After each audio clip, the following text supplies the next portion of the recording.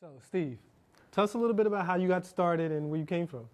Well, I'm from Norristown, and started with me doing my graphic design. Started back in a traditional sense. So when I was about 5, I like to draw different things. I like to be creative, Okay. draw sneakers, different things like that. So that led to me, taking some classes, some Saturday art classes at Monco, which led to me, taking it a little bit more seriously. So by the time I got to middle school, I would do projects, and teachers would keep them for examples, different things of that nature.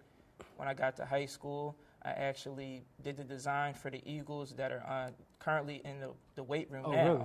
Okay. Yeah. Okay. Did 2 designs for that, and then I went to the tech school. So So, what is it about art that you find fulfilling? Is it fulfilling? it's fulfilling for me. I always Okay. feel like a lot of times people nowadays, they always focus on, I got to get this job, I got to do this, I got to do that. And for me, it was about creating a job for myself, because that way I would want to go to work. It's fulfilling in that sense. You also make money with it. I feel like a lot of people think like, parents per se, if a kid tells them in high school, I want to be an artist or a designer, different things, they kind of have this, negative connotation in their head, like they're always struggling and it's not work out there. And the world right now needs creative minds, fresh ideas, different things. So I would encourage anybody that, they drawing, doodling, take it seriously. Build a career out of it. Now, speaking on that, you had that person who loves to draw and doodle, but they say they don't know how to get started. They don't know what to do. When Steve sits down to put together a project, take us through the process of what you do. Well, the drawing always is the beginning process of everything. It doesn't matter if you're going to work on a website, digital, anything, because if you have hand skills and you can draw something, everything that's on a computer, enhances that. And I feel like sometimes also you get people who just want to just jump straight to the computer and let the tools do all the creative process where, the mind and the idea. Sometimes the best idea is the simplest idea because of concept and getting everything out. Good point. Good point. So, in terms of doing work, do you have a body of work that maybe you could present to a company? What could you bring to an organization or a company that's looking for employment?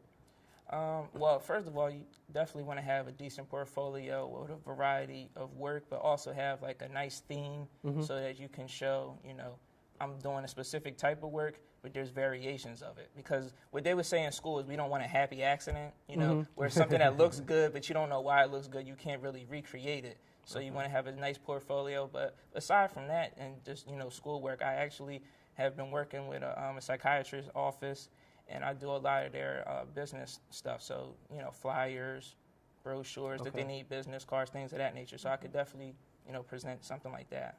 Okay. Now, in closing, ideally, you are from Norristown. Yes. And fortunately, unfortunately, oftentimes we become products of our environment. Right. How has your environment shaped the way you're able to look at art or look at certain things and you go about doing it? Really good question. Well, a lot of times might be shocking, but a lot of times people might not realize art is everywhere around them. Bag of Doritos, a poster somewhere, even sneakers. So honestly, for me, I would say when I was young, everybody always wanted to, what kind of sneaks you got or what's the latest kicks. So I would like to, draw my own and design my own. So I would just tell, people, just be more conscious of everything around you, because I feel like people take things for granted, and they always say the best place to hide something is right in front of your face. So people kind of put those, the blinders on when everything's right there, right around you. So just be creative. All right, well, Steve, we thank you for being here. Good luck on everything that you're doing, and we look to see some of your work in the future. Thank you. Appreciate you having me here.